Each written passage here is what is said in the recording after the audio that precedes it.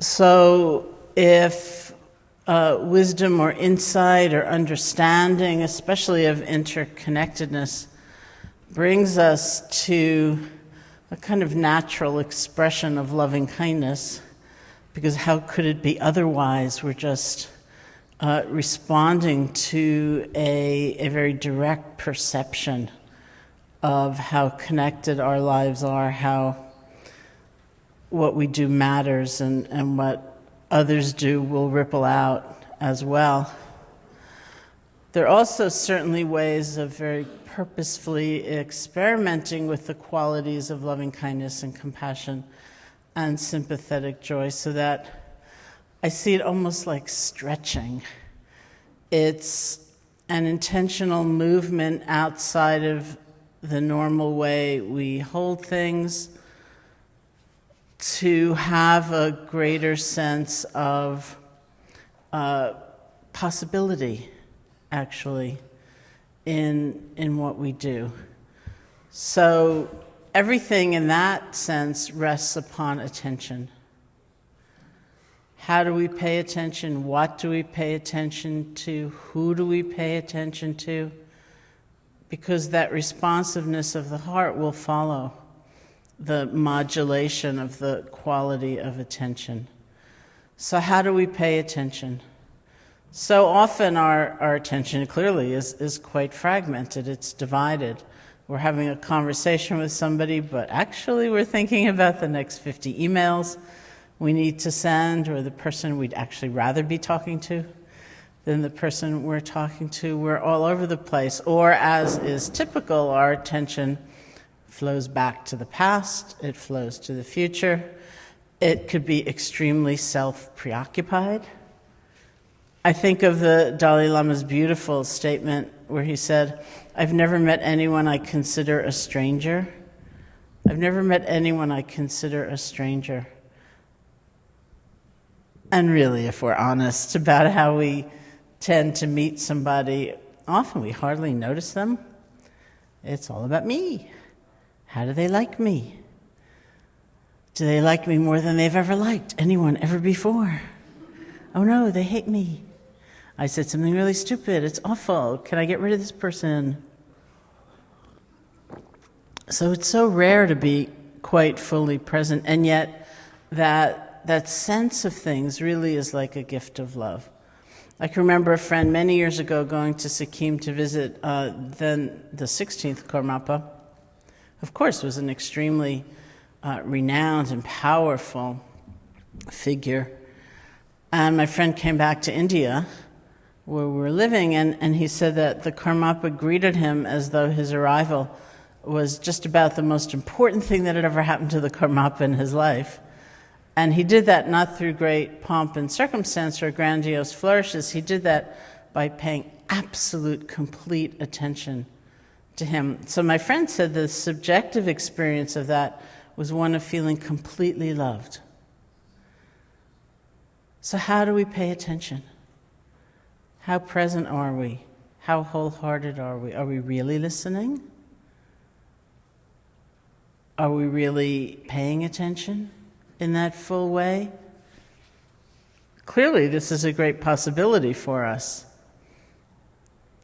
Sometimes when I'm in a conversation with somebody and I realize I'm not really there, I recognize in many ways it's the same gesture as concentrating in meditation practice, in formal meditation practice. I gather all that scattered, distracted, fragmented energy. I gather it and try to really arrive. So that's what I mean by stretching. We may have a normal habit and we decide, I'm going to see what it's like to do this other thing. It's a great experiment in love, in kindness. And what do we pay attention to? There are, let's say you have the habit of, at the end of the day, kind of looking back at yourself through the day as though to evaluate yourself, like, how did I do today? And let's just say you have the habit of pretty well only remembering the mistake you made, or the thing you didn't say quite right, or the really stupid thing you said at lunch. So much so that your whole sense of who you are and all that you will ever be collapses around that comment you made at lunch in the meeting. The practice of loving kindness is almost like one of asking yourself, anything else happened today? Like anything good, any good within me? Not in a way that's phony and pretentious. It's not like insisting, wasn't that a brilliant and witty thing I said at lunch? Maybe it was really stupid. And there are consequences for that. But that's not all that we are, ever. So we go beyond that, we stretch. Not in a way that's funny, that's in a way that's actually more realistic, because we are not just that comment, that mistake, that error. So we open to pay attention.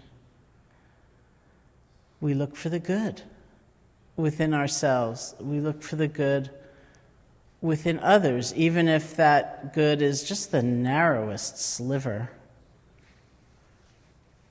Not because we're trying to pretend that's all there is and there's no conflict or there's no turmoil, there's no difficulty, but because when we obsess about, when we fixate on what's wrong, we will naturally feel greater and greater and greater distance and alienation. Whereas if we can find one good thing about someone, we have a sense of a kind of bridge from which vantage point we can honestly and directly look at everything that's wrong, that's not working, that's conflicted, that's turbulent.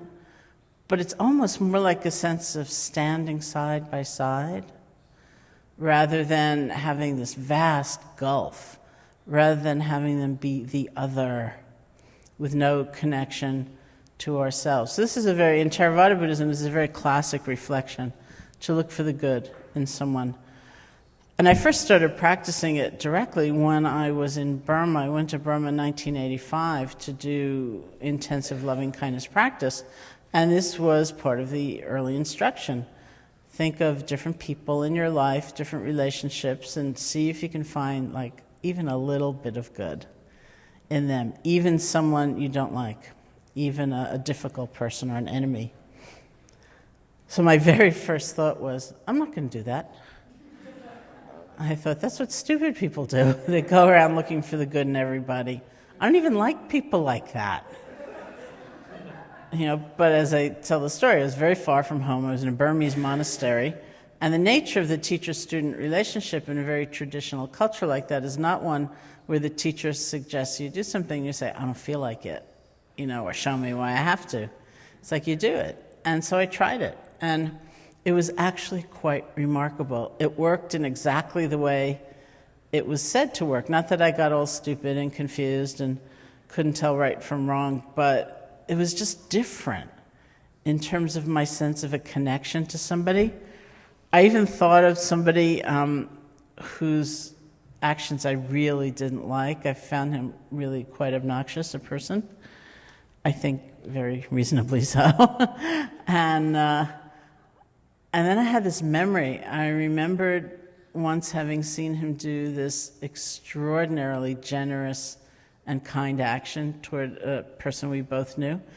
And he did it in the best possible way so that this person didn't feel like pitied or condescended to. It was just really well done, very gracious, very graciously done. And that memory came back to me. And then I thought, I don't want to think about that. That complicates things. It's easier when I can put him in that you're a mess category and, you're always awful kind of category. But it's not so, is it? Life is complicated. Beings are complicated. We're complicated. We're intricate, changing, flowing, with so much capacity for generosity and love and goodness, and so often beset by ignorance, confusion, delusion. So we look for the good. It's a stretch. And sometimes when realistically we are not going to find anything that we can rest our attention on, we do that other reflection that all beings do want to be happy. this is what we want, that when we look at even the most terrible kind of action, somewhere in there, in some twisted, distorted sort of form, we find an urge toward happiness, toward belonging, toward being a part of something greater than our limited sense of self. We find that there, we share that. So we take the time, we bother to reflect. All beings want to be happy. And then a big question is, who do we pay attention to? Who do we ignore? Who do we overlook? Who do we look right through? Who has become the other, not even through prejudice or bias or antipathy, but just indifference? Think about all those people who play a role in our lives of some kind that we just look right through.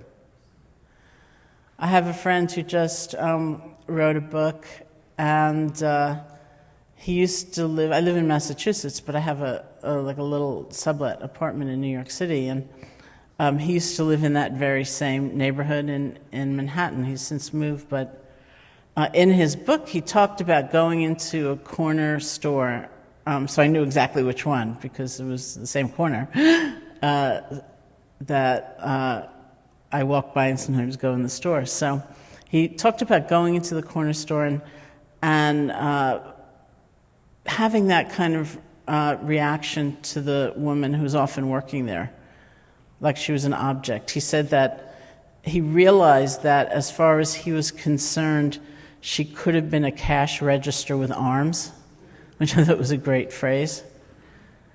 And one day in this kind of effort, he decided to actually pay attention to her. And he said beforehand he found her like not exactly neutral, sort of grumpy, or, he was a little bit disdainful toward her as well. So he said he decided to pay actual more complete attention to her, to include her rather than exclude her, and hurry up, And he said he realized that she was kind of humming or singing along to this song that was playing on the radio, and that she had an absolutely beautiful voice, just stunning. And so he told her, he said, you have a really beautiful voice. And he said she lit up. She just beamed at him, so radiant. So I went into the store one day, having read this, and I thought, I can't wait to tell her, I've heard you have a really beautiful voice. I didn't think I should say I read it, but I figured I could say, I've heard. So I was all ready to go in and say, I've heard you have a really beautiful voice, and watch her beam and light up and come alive for me. But I went in, and she was already beaming and smiling. She was happy anyway. It had nothing to do with me. And I realized how I probably wouldn't even have noticed that if I had been more in the state he was describing originally, which is so common to us, like a cash register with arms, like a thing, not a person, not a creature with feelings. And so this is how the world comes alive for us, is by paying attention instead of sleepwalking and not noticing and objectifying all of these many forms of life, these beings that we encounter. So what happens if we actually make the effort to include rather than exclude? To listen, to look, to consider, to pay attention. That's actually the literal practice of loving kindness. Part of what I find people often have quite a bit of difficulty with is the idea of kind of pumping up an emotion or maybe covering over what you might actually be feeling, which could be conflicted and difficult, complicated, just covering that over with this little veneer of sweetness, which would be kind of appalling, wouldn't it? Yeah, there we are. Many, many years ago, I was reading Time or Newsweek, and there was an interview with this former beauty queen, Miss Kentucky, of 40s or 50s or something like that. So this was many years after her reign. And they asked her what she had to say about life, and what she said was, I'm so tired. I'm so tired of smiling. You think about that, 40 or 50 years of just smiling for the camera, awful, really just disconnected, completely disconnected from what might actually be going on within. And that is the kind of fear or squeamishness people often have about loving kindness practice. I teach an intensive loving kindness retreat every winter at my own center, the Insight Meditation Society. And I remember one year somebody came up to me in the beginning. He must have been there to please somebody, because what he said to me was, "I hate this practice." He said, "I just detest loving kindness practice because it reminds me of a continually enforced Valentine's Day. Like on the count of 3, you will be filled with love." Something really phony and coercive. But I'm happy to report that by the end of the retreat, he was feeling very differently about it. Because it can seem so utterly strange and phony and pretentious, hypocritical, all of those things. But I like to think of it, instead of course, any of those things, as a kind of experiment. What's it like to step out of those ruts of attention? What's it like to include instead of exclude? What's it like to look at the good instead of just being fixated on our grievances and what's wrong with us, what's wrong with everyone else in the world? What's it like? What happens? What happens if I actually pay attention to that supermarket clerk? What happens if I speak to people in the elevator in New York City? Not first, of course, but I mean respond. I would never speak first. But sometimes other people talk. Like, what do you do? I grew up in New York City. I often talk about being in the elevator and my sublet. I grew up there where, of course, the code is, you get into the elevator, you don't look at anybody, you don't smile, you spin around and you stare at the door. Or maybe you're lucky and there are lights, numbers lighting up to look at, keep you distracted. But every once in a while, someone strikes up a conversation. And my sort of immediate visceral response is, "What do you want?" Because that's how I grew up, right? But what's it like? What happens if you pay attention, if you talk to somebody, if you listen? That way, all of our lives, every day, becomes this incredible creative medium where we realize, I don't have to be the way I was yesterday. This is a really big tableau. This is a big life in which I can create and recreate these responses. I can experiment. I can step outside of the narrow confines of the things I'm used to. I can dare to imagine different kinds of happiness. It's a lot of fun when you see it in that light. So in my tradition, the way that's done, the way attention is modulated and played with, is through the silent repetition of certain phrases, where the phrases are like the vehicle for attention so that it can be less fragmented, less distracted, much more comprehensive, more gathered. It can be even wildly experimental as we pay attention in different ways, wishing ourselves well, wishing well toward others, as we go through different you could say categories of relationship, those whom we love anyway, those whom we hardly know, like the checkout person in the supermarket, those we have difficulty with. And we really play. We use the phrases as the extension of our attention to see what happens, rather than seeing yourself as trying to fabricate something you actually are not feeling. You can utilize those phrases in just that way. Now, I often say that because they are words, clearly the phrases are going to be less than perfect, but we use them because that's the conduit for our heart's energy, for that quality of attention.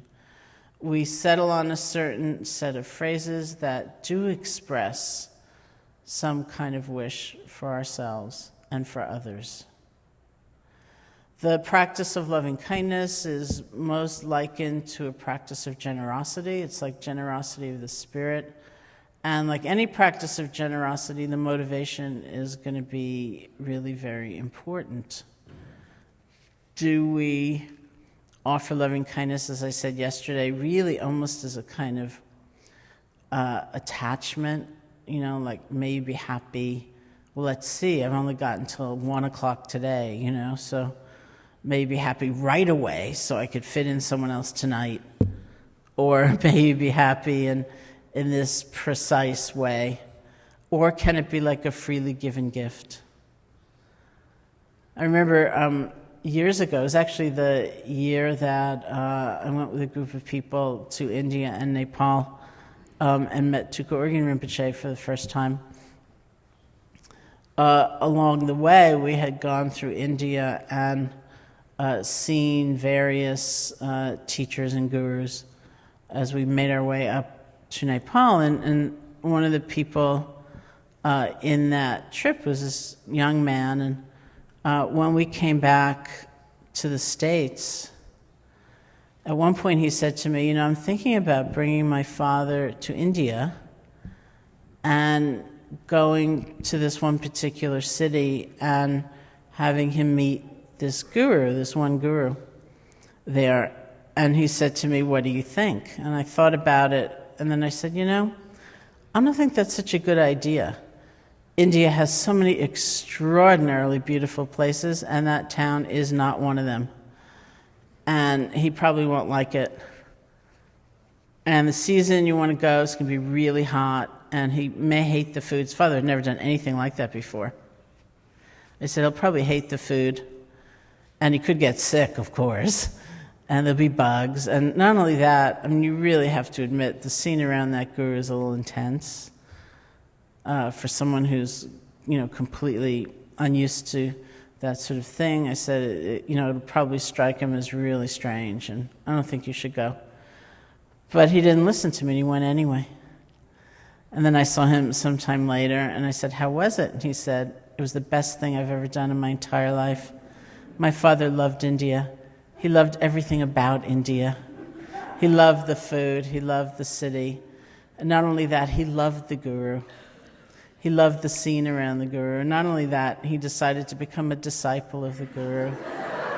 And not only that, he's decided to spend the entire rest of his life devoted to the guru's mission. And I thought, I could not have been more wrong.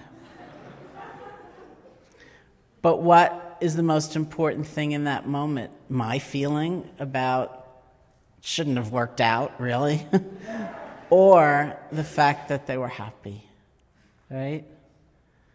What's real generosity in that moment?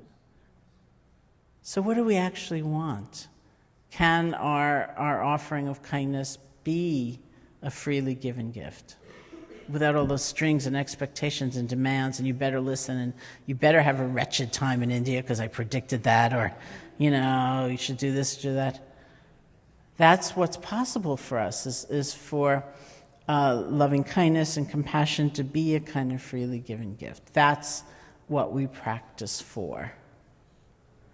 We also practice, in a way, it's like immersing ourselves in the terrain of loving kindness and compassion. And along the way, we see a lot of things. We see attachment. We see grief.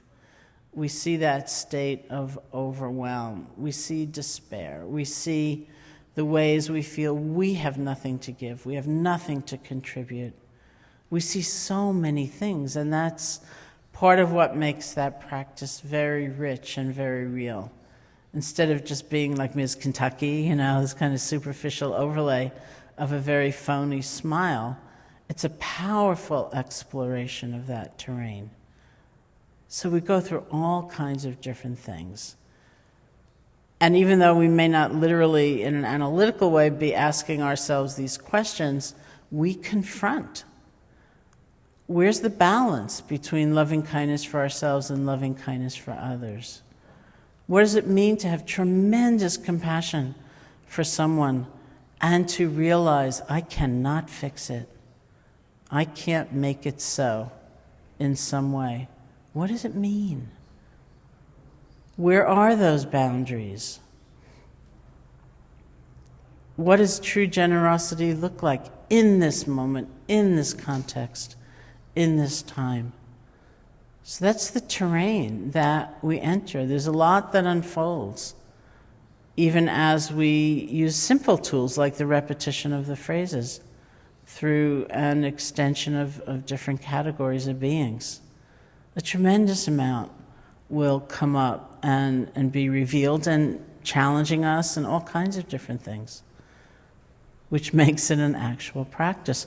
Part of what we come to recognize, I think, is the sheer power of a quality like loving kindness and compassion. Because that's another problem that we have, just often culturally or collectively, is the sense that those qualities are sort of weak and compromised. You know, and if you can't really do anything about something, well, you feel a little bad about it. You know, that's compassion. Or, you know, it's a very big miss in terms of the actual power of these qualities of the heart. One of the books I wrote was called The Force of Kindness, and it was a title that publisher had suggested, and I loved the title because I thought it was very provocative. Because so much of the time we can think of kindness as a sort of secondary virtue. No, it's like if you can't be brilliant and you can't be courageous and you can't be wonderful, it's like, okay, be kind, you know, it's like nice. It's not like exciting or anything, but it's a nice thing. It goes in the virtue column. Not high, but, you know, it's in the column. And yet, actually, one of the things I'm very touched by in Tibetan tradition is very often if someone is referring to their own teacher, the thing they say is, he or she was very kind to me. Before they'll say they were a scholar of enormous prestige, or they had this or that ability, or they, even before, you know, they had amazing realization. It's like, they were kind to me. Because when we actually experience someone's kindness, it is an enormous and beautiful gift. And I don't think any of us look back at those people and think, oh, poor person, you know, sort of foolishly going around being kind. It's something we have tremendous gratitude for, because that is life-changing. And just as we receive it, we can extend it. And so that's part of the exploration too. What is the energy and the vitality and the strength of these qualities of the heart? And so the methods tend to be very, very simple, but not easy, as usual. The silent repetition of certain phrases, guiding the quality of attention, and playing. We offer loving kindness to ourselves. We offer loving kindness to those who've helped us. We offer loving kindness to all kinds of different beings, ending in the extension of loving kindness to all beings everywhere, to all of life. So let's